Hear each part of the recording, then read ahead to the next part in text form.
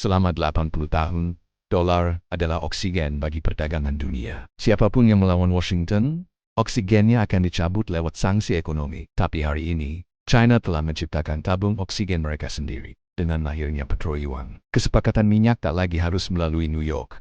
Saat Rusia dan Iran mulai menjual energi mereka dalam yuan, permintaan terhadap dolar anjlok. Inilah kiamat ekonomi bagi Amerika. Trump mungkin berteriak America first, tapi tanpa kontrol atas uang dunia. Amerika hanyalah sebuah pulau besar yang terisolasi. Inflasi akan menghancurkan kelas menengah mereka dari dalam.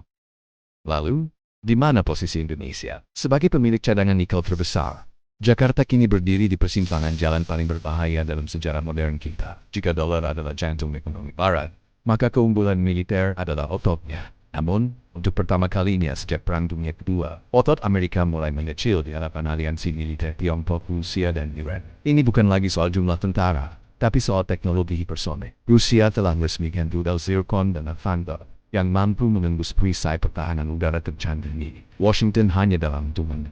Di sisi lain, Tiongkok tidak lagi hanya membangun kapal perang, mereka membangun angkatan laut terbesar di dunia, dengan 3 kapal induk dan ratusan kapal penghancur di pengelolaan lima. Beijing kini secara de facto menguasai laut Tiongkok Selatan. Saat armada Amerika mencoba mendekat, mereka disambut oleh pembunuh kapal induk rudal DF-21D yang membuat kapal perang AS menjadi sasaran empuk. Jangan lupakan, Iran. Teheran telah bertransformasi menjadi pabrik drone dunia. Drone Shahed yang murah namun mematikan telah mengubah peta peperangan modern, melumpuhkan infrastruktur musuh dengan biaya yang sangat rendah. Ketiga raksasa ini kini saling berbagi intelijen, teknologi radar, dan melakukan latihan militer gabungan di Samudra Hindia. Dunia sedang menyaksikan lahirnya Fakta Pertahanan Timur yang siap menantang dominasi NATO kapan saja.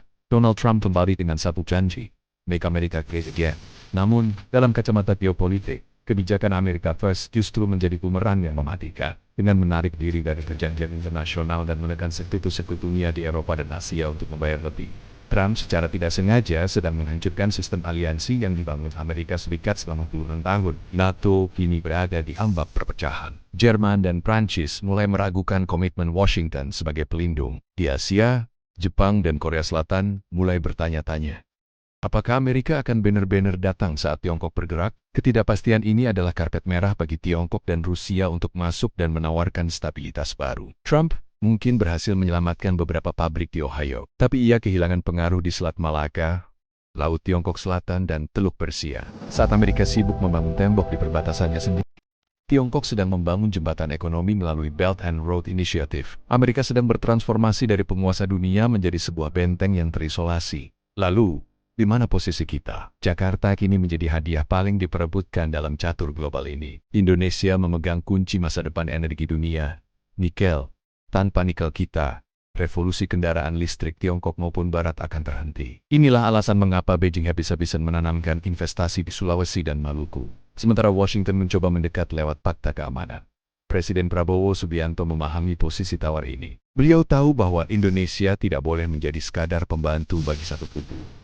Namun, tekanannya sangat berat. Barat menuntut kita menjauh dari pengaruh Tiongkok, sementara Tiongkok adalah mitra dagang terbesar kita. Salah melangkah sedikit saja, ekonomi kita bisa lumpuh atau kedaulatan kita digadaikan. Strategi non-blok kita kini sedang diuji di level yang paling ekstrem. Indonesia harus mampu bermain di dua kaki, mengambil teknologi dari Barat, namun tetap mengamankan jalur perdagangan dengan benar.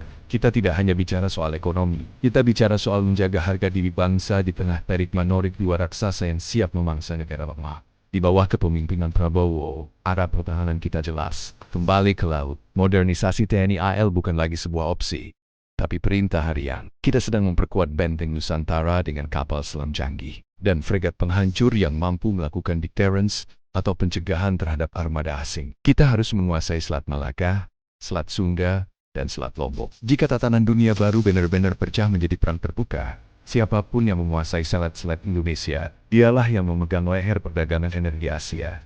Indonesia harus memiliki taring yang cukup tajam agar tidak ada satupun kapal induk asing yang berani masuk tanpa izin. Kedaulatan maritim adalah satu-satunya cara Indonesia bisa menjadi negara kuat di Asia. Kita harus membuktikan pada dunia bahwa kita adalah penguasa sah di halaman rumah kita sendiri. Menjaga laut berarti menjaga masa depan ekonomi biru kita dari penjarahan asing yang selama ini merasa bebas mengulas kekayaan kita. Tatanan dunia baru ini akan mencapai puncaknya di tahun 2045.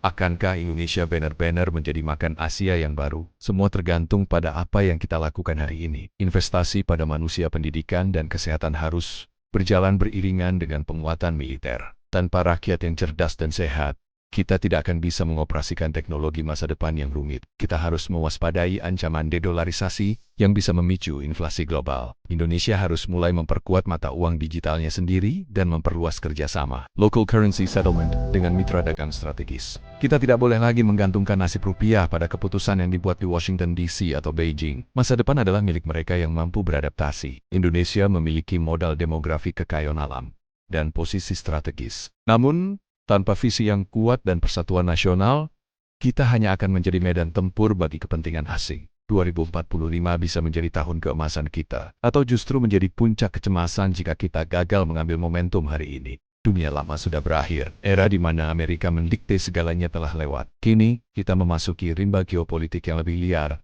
lebih kompleks, dan lebih berbahaya. Tiongkok, Rusia, dan Iran telah menunjukkan kartu mereka. Amerika di bawah Trump sedang mencoba bertahan hidup. Bagi Indonesia, ini adalah ujian sejarah. Kita tidak bisa lagi hanya menjadi penonton yang duduk manis. Kita harus menjadi pemain yang aktif, berani, dan berwibawa. Pesan Presiden Prabowo sangat jelas. Indonesia ingin bersahabat dengan semua negara, tapi jangan pernah sekali-kali meremehkan kedaulatan kita. Sekarang pertanyaannya kembali kepada Anda.